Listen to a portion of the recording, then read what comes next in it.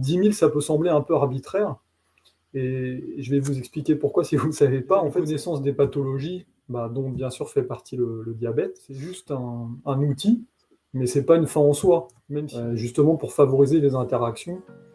Os, le diabète, c'est pas la fin de vie. Bienvenue à toi dans ce nouvel épisode de la glycémie. C'est toujours ton émission qui impacte, guide et transforme ta vision de la pathologie.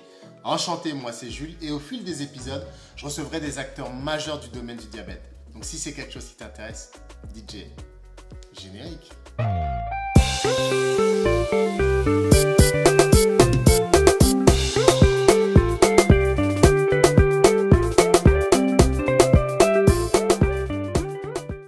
Bonjour à tous, bonjour, bienvenue à vous. Nouvel épisode de la glycémie. Ça va, ça commence à faire pas mal d'épisodes là quand même hein, déjà qui sont sortis. Et aujourd'hui, un nouvel épisode avec un autre acteur du monde du diabète. Arnaud, bonjour.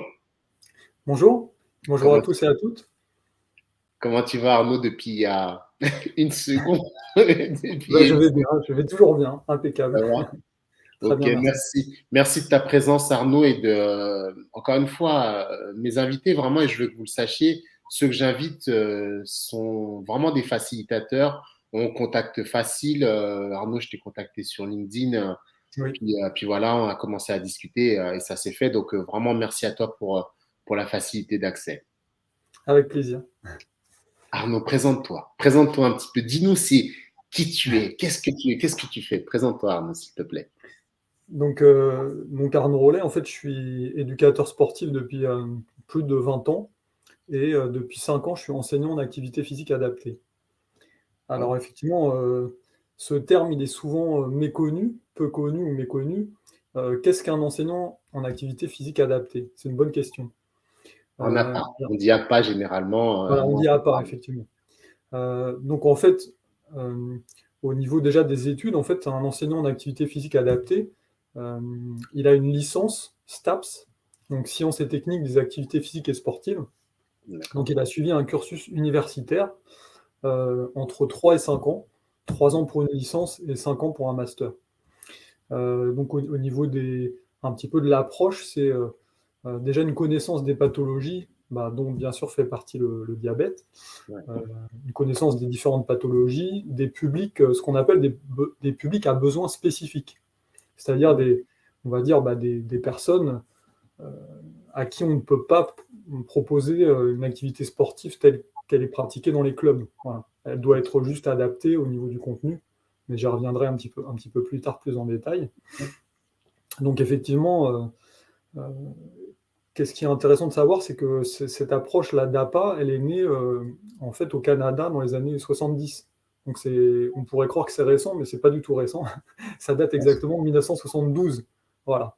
Donc, qui est mon année de naissance. Voilà, Seulement donc ça fait très 72. longtemps. C'est Oui. vrai que c'est quelque chose que moi, cette date-là, je l'avais pas en tête. 72, mais ouais, Ça c'est compte, hein. vraiment tout récent en fait. Ouais.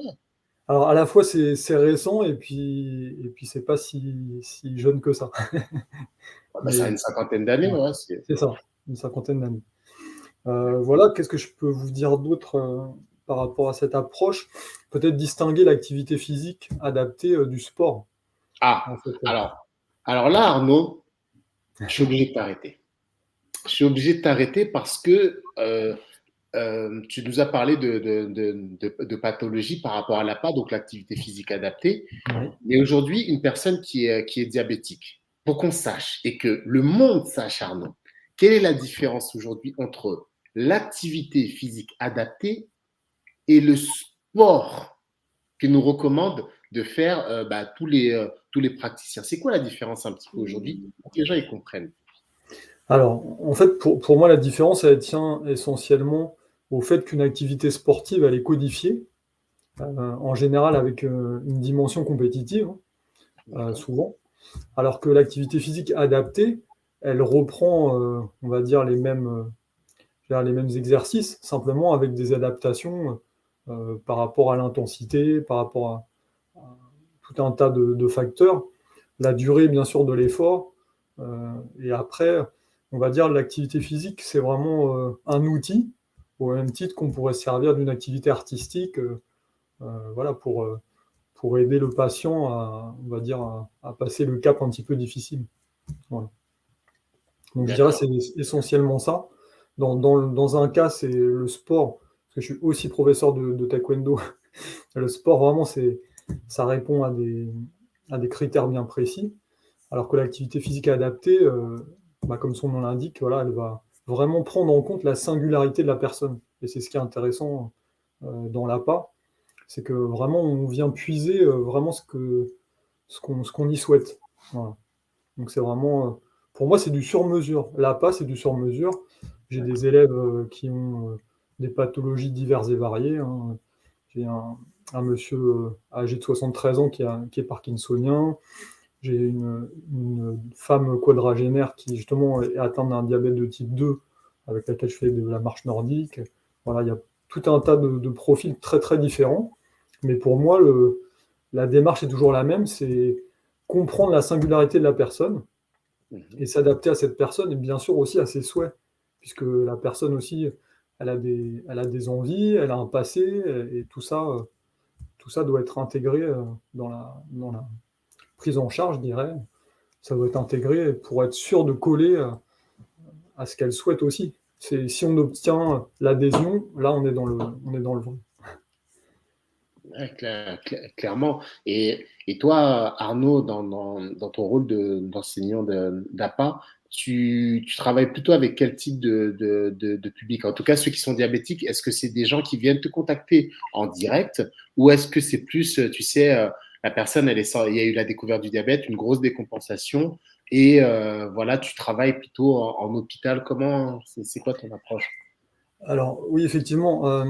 Alors mon approche, en fait, j'ai oublié de dire que par ailleurs j'étais directeur d'un service des sports à Paris. Voilà, donc c'est mon activité principale. Et, euh, et au cours de cette activité, c'est pareil, ça fait plus de 20 ans que je travaille pour la ville de Paris. J'ai développé des partenariats avec certains hôpitaux, notamment l'hôpital Georges Pompidou, et c'est le service nutrition du professeur Tchernikov, avec lequel j'ai tissé des liens et puis qui m'a adressé tout simplement en direct des patients dont la prise en charge hospitalière était terminée Ouais. et qui souhaitaient les adresser vers une structure dont les éducateurs sont formés, ce qui est mon cas, et pour être sûr de bien accompagner la personne. Donc voilà, donc c'était plus une démarche, on va dire, individuelle des patients, voilà, qui ont pris contact avec moi, puis ensuite on s'est mis d'accord sur, une fois bien sûr la phase de test de santé qui est la phase préalable.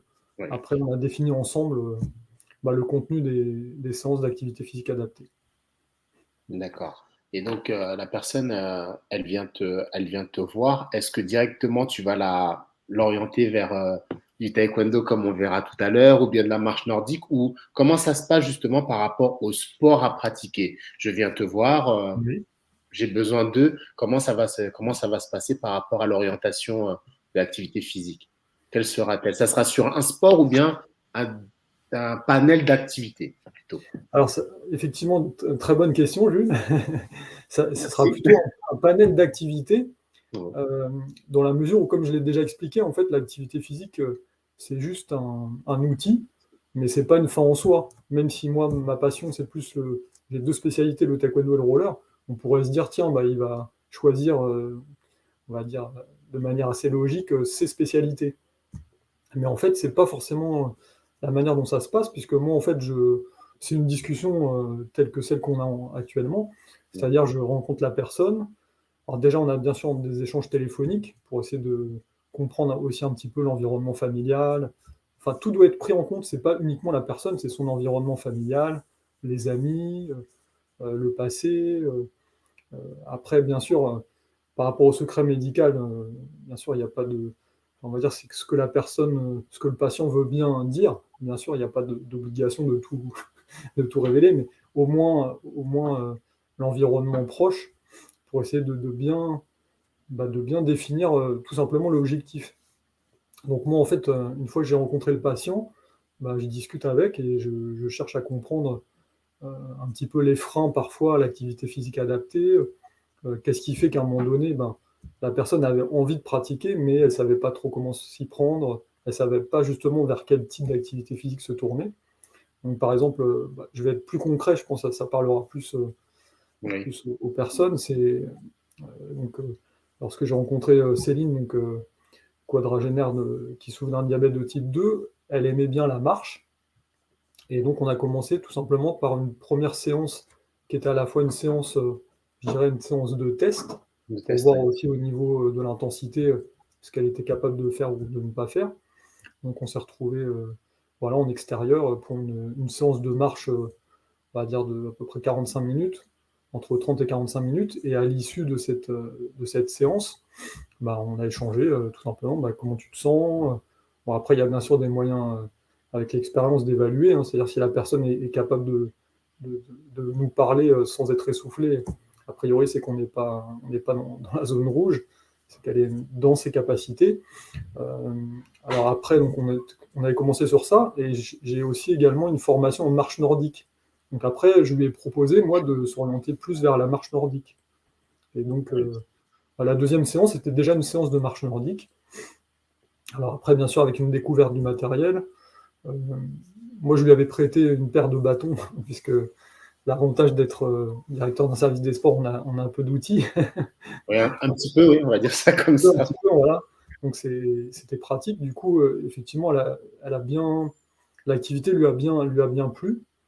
Donc effectivement, on est parti sur cette activité-là, euh, sachant que après, effectivement, il y avait la possibilité aussi de pratiquer d'autres choses, éventuellement des séances, je dirais pas de taekwondo, mais des sports pieds-points avec, voilà, avec des PAO, des boucliers, etc. Voilà, elle savait aussi qu'elle avait la possibilité de pratiquer d'autres choses. Après, c'est plus j'allais dire par goût qu'elle a souhaité rester sur la marche nordique. Mais ce qui est intéressant dans cet exemple-là, c'est que cette personne-là, je l'ai intégrée après à un groupe de marche nordique classique. C'est-à-dire qu'après un an avec moi, bien sûr aussi hein, d'assiduité, c'était 1 heure de marche nordique par semaine on a commencé en janvier jusqu'à, oui, au moins pour 6 mois. 6 mois plus tard, hein, voilà, avec aussi la régulation de la glycémie, peut-être qu'on y viendra après. Euh, voilà, avec les bénéfices de l'activité physique. Et en fait, elle a pu intégrer un groupe de marcheurs classiques. Voilà.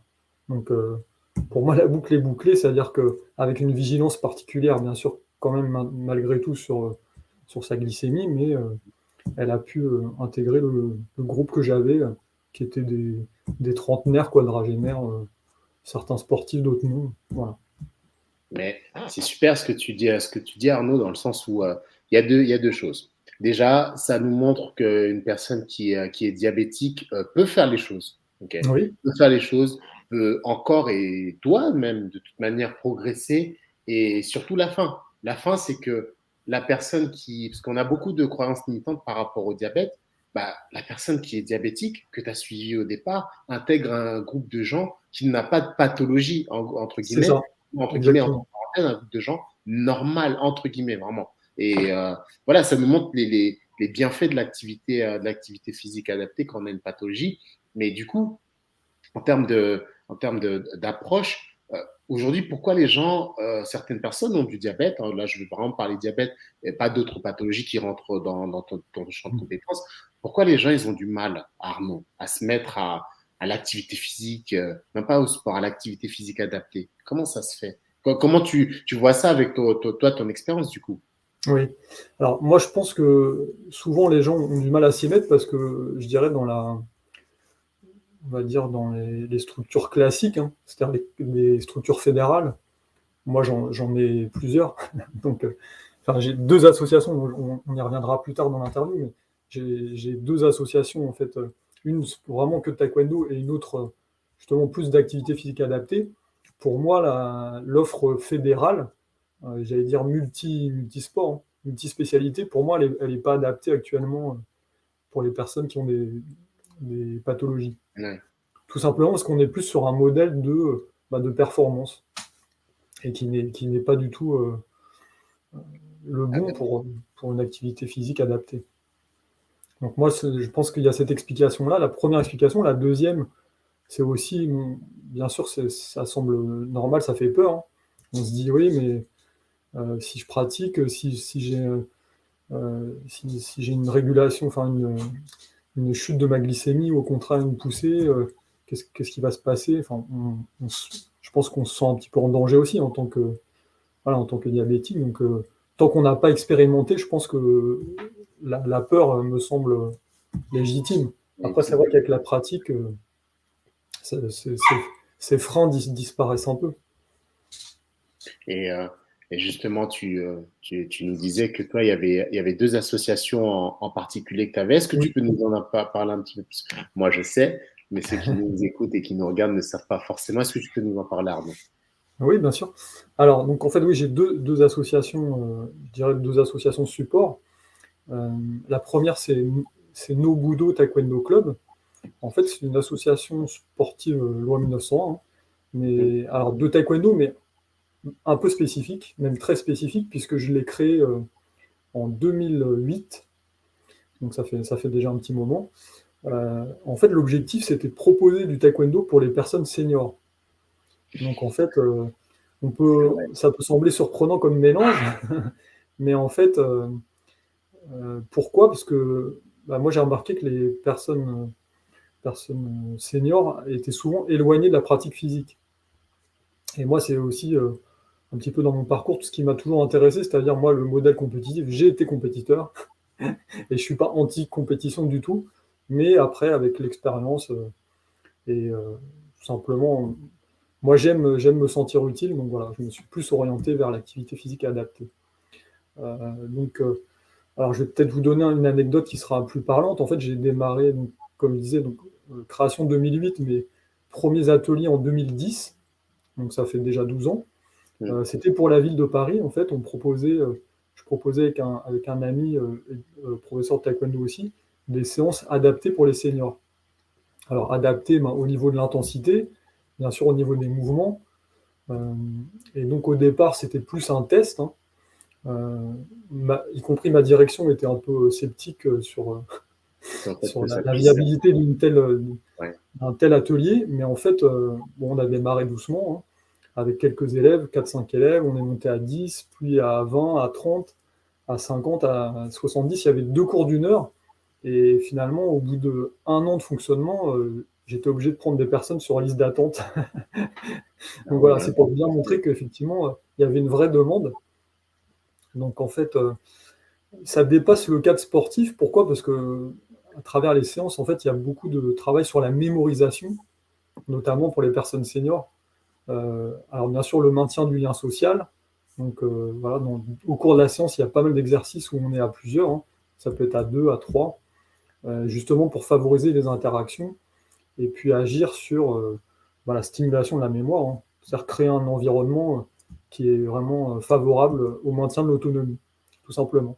Donc on va dire au bout de 10 ans de fonctionnement, en 2020, tous étaient débutants, hein, débutants et débutantes. Et j'ai oublié de dire qu'il y avait beaucoup plus de femmes que d'hommes. Il y a Ah, à peu près on va dire bien 70% de femmes et que 30% d'hommes, ouais, quand même. Ouais.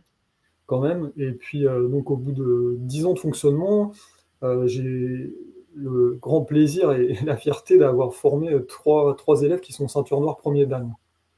Voilà, donc c'est aussi pour un petit peu lever les freins ou un petit peu peut-être les stéréotypes qu'on peut avoir. Ah oui, c'est des personnes âgées, donc elles ne peuvent pas faire.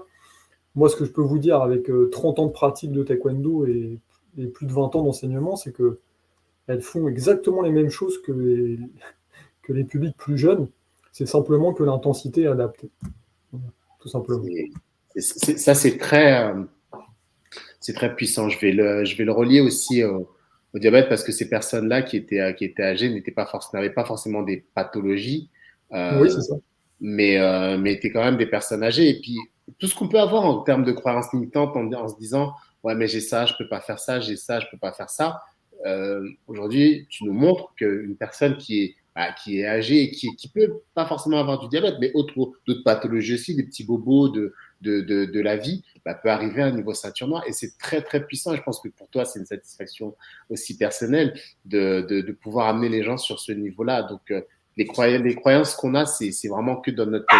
Donc, lorsque vous voulez faire un sport, même si votre cardiologue il vous dit d'aller courir, si vous avez envie de courir, allez courir, oui, allez courir. Si vous avez envie de faire un sport de contact, du taekwondo, des choses comme ça, moi, pour moi, c'est du jiu-jitsu brésilien, effectivement. Mais ne vous limitez pas à non, je peux pas, je sais pas. Prenez un coach d'activité physique adapté. C'est possible de le faire, donc vraiment, allez-y, foncez là-dessus. Et du coup, ça, est-ce que tu peux nous en dire encore un petit peu plus sur le taekwondo? Parce que là, tu prends que des seniors et tu nous dis que voilà, les seniors, c'est un public avec lequel tu as envie de travailler. Est-ce que tu peux nous rentrer encore un peu plus dans les détails, s'il te plaît? Oui, alors en fait, alors, c'est pareil, j'ai oublié de préciser l'âge. En fait, la moyenne d'âge, et c'est donc une moyenne, donc on a des élèves un- en général un peu plus jeunes, mais d'élèves plus âgés. La moyenne d'âge, c'est 70 ans. Donc j'ai des élèves qui ont 77, 78 et voilà, qui suivent sans problème un cours d'activité physique adapté de 1h15. Donc après, effectivement, concrètement, c'est des personnes qui vous disent ah, bah Arnaud, hein, je suis content, depuis que je pratique, je consomme moins de médicaments, je dors mieux. Voilà, c'est bien sûr un bénéfice voilà, qui est ressenti au quotidien. Et c'est aussi là que voilà, on se sent utile et on se dit bah, on est dans le vrai, là, tout simplement. Donc voilà, c'est des personnes qui restent autonomes, qui progressent et puis voilà, qui sont tout simplement épanouis, qui vieillissent en bonne santé. Ouais, bah, Voilà. ça, c'est vraiment une notion importante avec en plus la population qui vieillit de plus en plus. On vit de plus en plus vieux, mais de moins en moins en bonne santé. Donc, l'activité physique adaptée dans le cadre de nos seniors et encore une fois, dans le cadre de nous qui sommes directement touchés concernés par le diabète, c'est quelque chose de, de très important. Et c'est pour ça que moi, je voulais te laisser aussi la parole pour que tu puisses nous montrer que c'est possible. Tu nous dis bien que tu as pris dans le cadre de l'activité physique adaptée, si la personne ne peut pas forcément faire du taekwondo, eh ben voilà, il y a un outil qui existe qui nous permet de quand même bouger pour éviter d'avoir trop de médicaments et d'améliorer sa vie. Quoi. C'est ça. Donc en fait, ce qui me semble important, c'est que je ne l'ai pas dit tout à l'heure, mais les freins souvent aussi viennent des personnes elles-mêmes. C'est-à-dire que comme tu dis, pour moi, je pense, hein, avec l'expérience, c'est une espèce d'auto-censure. On se dit non, non, mais ça, je ne vais pas être capable de le faire. Et en réalité, bah, cet exemple, j'espère, pourra lever certains freins pour les personnes qui regarderont cette interview et qui se diront, oui, après tout, si des personnes âgées, et je ne l'ai pas précisé, mais certaines ont des pathologies, hein, Bien la sûr. plupart en ont, hein, ostéoporose, hein, donc le vieillissement au niveau osseux, Ouais. il y a des prothèses de hanches, il y a des prothèses de genoux, mais malgré tout ça, on peut se dire, ben oui, c'est pas évident, mais avec l'envie, tout simplement, et en créant bien sûr aussi un climat de confiance qui est essentiel. Voilà, après, je dirais, c'est de l'humain, c'est des interactions sociales, mais voilà, on est effectivement, je pense que quand on est passionné, on arrive à faire passer les messages Plus facilement les messages. plus facilement. Et moi, j'ai une dernière question pour toi, Arnaud, parce que tu as vu des personnes, tu as eu à travailler, à faire progresser des personnes qui sont diabétiques. Aujourd'hui, qu'est-ce que tu dirais à une personne, voilà, qui sort d'hospitalisation, qui est totalement perdue, qui doit de toute façon rentrer, oui, dans ce cadre de l'activité physique adaptée. Qu'est-ce que tu pourrais lui dire pour qu'elle puisse s'y mettre? Alors, effectivement, c'est une bonne question. J'en ai pas encore parlé, mais effectivement, il me semble important aussi de donner un petit peu des repères. En général, bon, l'OMS, hein, l'Organisation mondiale de la santé, préconise de faire 10 000 pas par jour. Ouais, Alors, 10 000, ça peut sembler un peu arbitraire, et je vais vous expliquer pourquoi si vous ne le savez pas. En fait, c'est tout simplement parce que c'est une marque de podomètre japonaise qui a, qui a dit tout simplement, qui a défini, mais de manière plus arbitraire, que ouais, pour être en bonne santé, il fallait faire 10 000 pas. Alors je vais un petit peu modérer ces propos, puisque plusieurs études scientifiques ont montré que, en gros, entre 6 000 et 8 000 pas, c'était là où on tirait vraiment le meilleur bénéfice de l'activité physique, qui est la marche, tout simplement. Donc moi, à mon niveau, je préconiserais voilà, de se fixer cet objectif. Alors, ce premier objectif aussi, 6 000 pas, ça semble pas inatteignable. Il suffit que voilà, on fasse un peu de bricolage, promener le chien, faire ses courses, Il y a raison, jardiner, il y a raison. etc. Voilà. Donc là, effectivement, c'est aussi ce qui me semble important de dire, c'est que on n'est pas du tout sur une pratique sportive. C'est pas forcément faire du vélo, c'est pas forcément jouer au tennis, c'est pas forcément courir. Dès l'instant où vous n'êtes pas dans une position euh, assise, position assise ou position couchée, c'est déjà de l'activité physique. Le simple fait de se tenir debout, vous êtes pas dans, vous êtes déjà dans l'activité physique. Vous vous tenez debout, ça demande une certaine voilà, une mobilisation articulaire, musculaire. Donc déjà, on n'est plus dans la sédentarité. Ça me semble important de le dire, qu'effectivement, tout ce que vous allez pouvoir faire, vous faites votre ménage, c'est de l'activité physique adaptée. Donc je dirais la première chose, c'est peut-être de mesurer, pouvoir mesurer un petit peu son niveau d'activité physique, ça me semble important, Ouais. sachant que on n'a pas forcément besoin d'investir. La plupart des smartphones aujourd'hui ont souvent des applications préinstallées gratuites qui permettent déjà de mesurer. Alors bon, moi je sais pas, j'ai un Samsung, je sais que Samsung le fait, Samsung Health. En gros, ça te dit, voilà, aujourd'hui, vous avez fait 6200 pas. Bon, voilà, c'est une première indication. Après, pourquoi c'est intéressant? Parce que petit à petit, l'objectif, c'est d'augmenter son niveau d'activité physique. Puisque, comme on l'a vu tout à l'heure, sans passer tout de suite un volume important d'activité physique, voilà, plus vous allez marcher, plus vous allez faire de l'activité physique et plus les bénéfices vont être grands, tout simplement. Donc ça, c'est la première chose que je dirais, c'est de mesurer déjà son niveau d'activité physique qui souvent n'est pas connu, parce qu'on ne se rend pas compte, on n'en sait rien. Si on n'a pas un podomètre, une montre ou un téléphone pour nous indiquer, euh, si on demande, on arrête des personnes dans la rue, vous savez combien de pas vous marchez par jour? Je pense que 90% ne seront pas capables de répondre à cette question. Après, la deuxième chose que je dirais, c'est d'essayer de définir quel type d'activité physique plaît. C'est-à-dire que si par exemple, je ne sais pas, là j'extrapole un peu, mais si avant la découverte du diabète, par exemple, on aimait pratiquer du tennis, on aimait pratiquer, je ne sais pas, du vélo, voilà, il ne faut pas hésiter à reprendre cette activité physique qui a peut-être été interrompue pour des problèmes médicaux, des problèmes familiaux, peu importe, des problèmes personnels. Mais voilà, pour moi, trouver une activité physique qui plaît, ça me semble important. Après, si on n'a pas, c'est aussi le rôle de l'enseignant en n'a pas d'en proposer. C'est là, je pense, où effectivement, l'enseignant, il a tout son rôle. L'enseignant en n'a pas, c'est justement de montrer un panel d'activités physiques. Qui est possible de faire. C'est ça qui est possible de faire.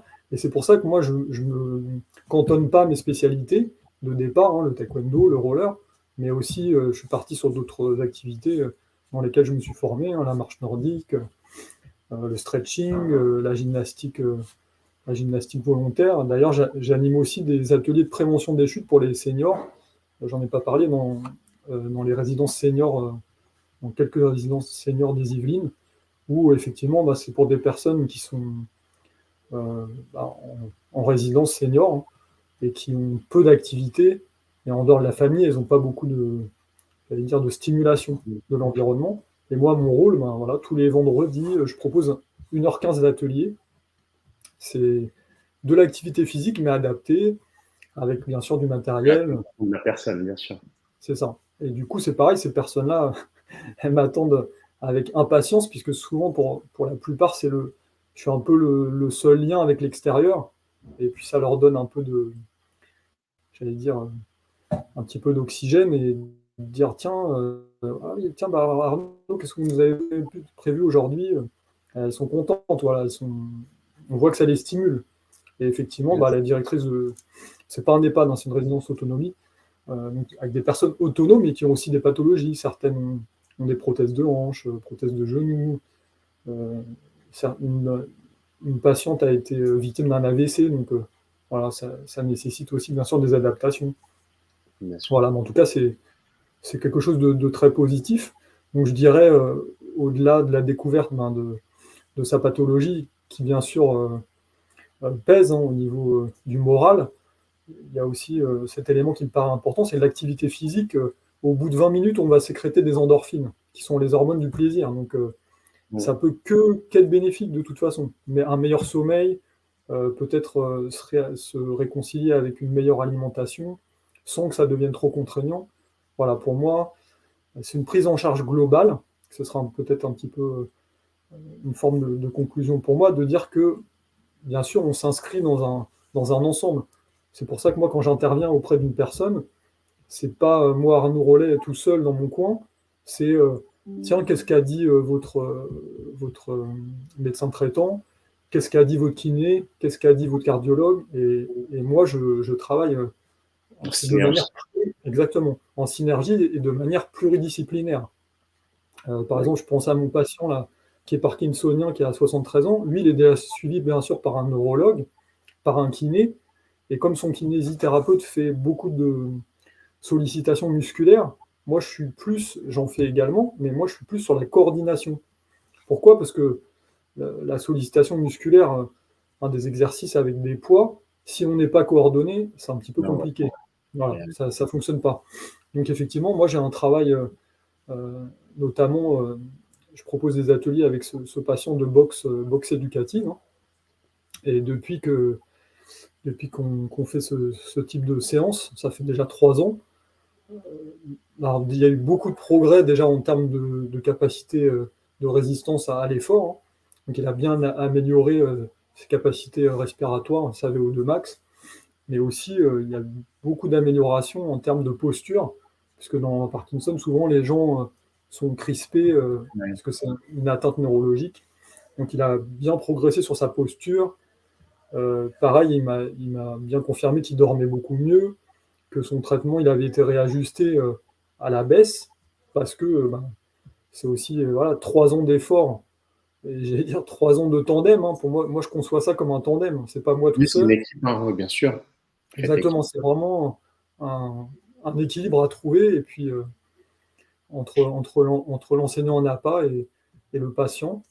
Donc, mais effectivement, c'est très encourageant et très positif. Donc c'est pour moi la preuve que voilà, on peut, même si au départ on était peut-être un peu dubitatif, après force est de constater à l'usage que il y a un vrai bénéfice pour le patient. Effectivement, effectivement.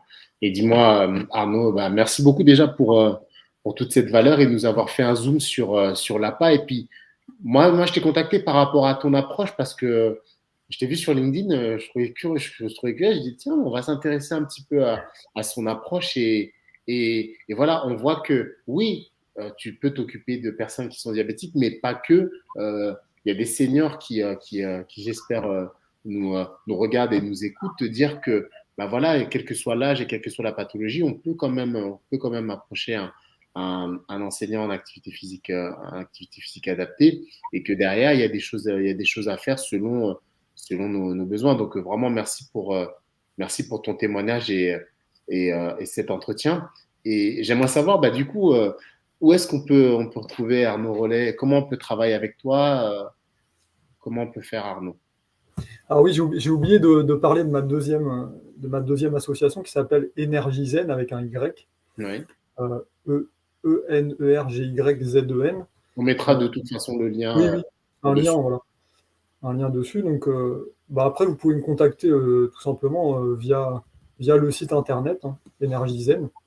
M'envoyer un message. Il y a mes coordonnées téléphoniques sur le site. Et après, effectivement, on peut déjà, je peux aussi vous donner des conseils, vraiment à titre gratuit, déjà pour vous aider à vous orienter un peu dans la jungle. C'est pas évident, c'est souvent pas comment s'y prendre.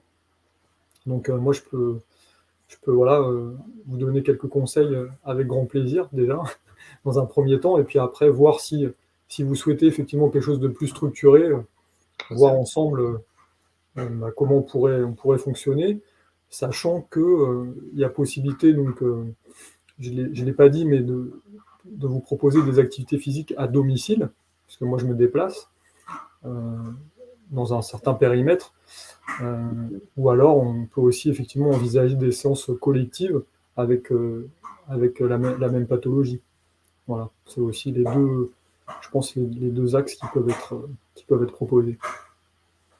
Ok, très bien Arnaud. Merci à toi et de toute façon, je mettrai le site d'énergiezen.com en description. Je mettrai aussi le site de ton association de taekwondo Ouais. en dessous pour que les personnes puissent te contacter. Voilà, ça a été un plaisir de t'avoir, que tu puisses nous donner ta vision aussi. Sur un métier qui, je pense, qui mériterait d'être connu parce que les pathologies, d'une manière générale, avancent et on va avoir besoin de plus en plus d'approches comme la tienne que je prône aussi en jiu-jitsu brésilien. Et je pense que c'est intéressant de se rapprocher de personnes comme toi qui ont ce recul et cette expérience-là.